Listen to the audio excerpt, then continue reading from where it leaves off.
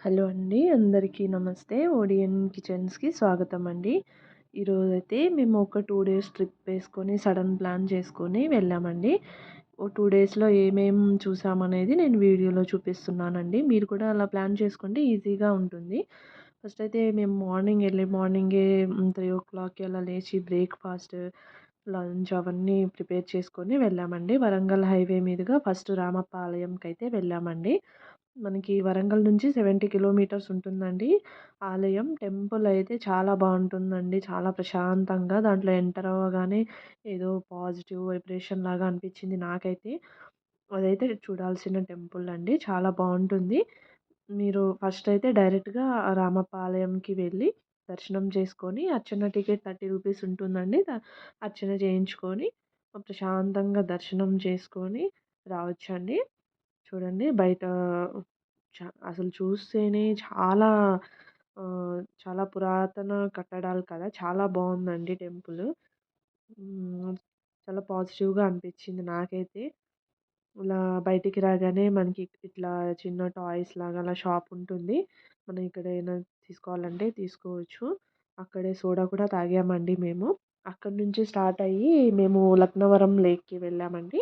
అక్కడ చూడండి mini island లాగా చాలా బావుంది. అక్కడ మనం స్టే కూడా అవ్వచ్చు. అక్కడి నుంచి దగ్గరే అండి. ఒక హాఫ్ ఎన్ అవర్ పడుతుందంతే రామప్ప ఆలయం నుంచి లక్నవరం లేక్‌కి. అదైతే చూసి చాలా నచ్చిందండి. చాలా బావుంది. వాటర్ ఫ్లో కూడా ఎక్కువగానే ఉంది. లక్నవరం లేక్ డిఫరెంట్‌గా చాలా బావుంది. నైట్ కూడా ఇంకా బావుంటుంది. బోటింగ్ ఉంటుంది అక్కడ మనకి. చూడండి. అలా వెళ్ళి అదంతా చూసుకొని, ఇంకా ఫోటోస్ దిగేసి, తర్వాత మేము 1000 స్తంభాల గుడికి వరంగల్ వచ్చేసామండి. అదే రోజు మధ్యలో ఒక చోట ఆగి లంచ్ చేసేసి 1000 స్తంభాల టెంపుల్‌కొచ్చామండి. ఈ టెంపుల్ కూడా చాలా బావుంటుందండి. 50 రూపీస్ అర్చన టికెట్ ఉంటుంది. మేము గూడా అర్చన చేయించుకున్నాం ఇక్కడ. టెంపుల్ అయితే చాలా అనిపిచ్చింది. 1000 స్తంభాల గుడి.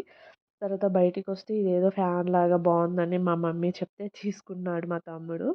అయితే దాంతో మా బాబాయ్ ఆడుకుంటున్నాడు. చూడండి బావుంది కలర్‌ఫుల్‌గా. తర్వాత పోర్ట్ అండి. పోర్ట్ మనం వెళ్ళే దారిలోనే ఉంటుంది. భద్రకాళి అమ్మవారికెళ్ళే దారిలోనే ఉంటుంది. అది చూసుకొని అమ్మవారి టెంపుల్‌కి వెళ్ళామండి మేము. చూడండి అక్కడ ఆ అమ్మవారి దర్శనం అయ్యాక నైట్ వరంగల్‌లోనే స్టే అయ్యి నెక్స్ట్ డే మార్నింగ్ రెడీ అయ్యి భద్రాచలం వెళ్ళామండి. భద్రాచలం మొత్తం ఫారెస్ట్ రూట్ చాలా బావుంటుంది. గ్రీనరీ అదంతా. అంత ట్రాఫిక్ కూడా ఏముండదు. రోడ్ బానే ఉంటుంది. పర్వాలేదు. చూడండి గోదావరి దాటుతున్నాం. గోదావరి అయితే పొంగి పొర్లుతుంది. ఫస్ట్ టైమ్ అండి మేము భద్రాచలం వెళ్ళడం. చాలా హ్యాపీగా, పాజిటివ్‌గా అనిపించింది. దర్శనం అయ్యాక మేము అక్కడి నుంచి పర్ణశాల వెళ్ళామండి. పర్ణశాలకి భద్రాచలం నుండి 35 కిలోమీటర్స్ ఉంటుంది. అసలు చూడండి గోదావరి చూస్తేనే కళ్ళు తిరుగుతుంది. పొంగి పొర్లుతుంది.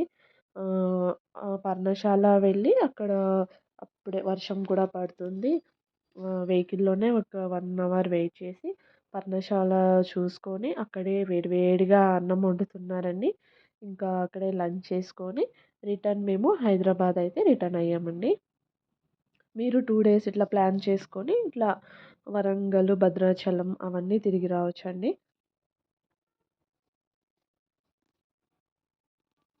చూడండి పర్ణశాల చాలా బావుంది. హ్యాపీగా అనిపించింది. మీరు కూడా అలా ప్లాన్ చేసుకొని వెళ్ళి రండి. వీడియో నచ్చితే లైక్ చేయండి, షేర్ చేయండి, సబ్స్క్రైబ్ చేసుకోండి. Thanks for watching.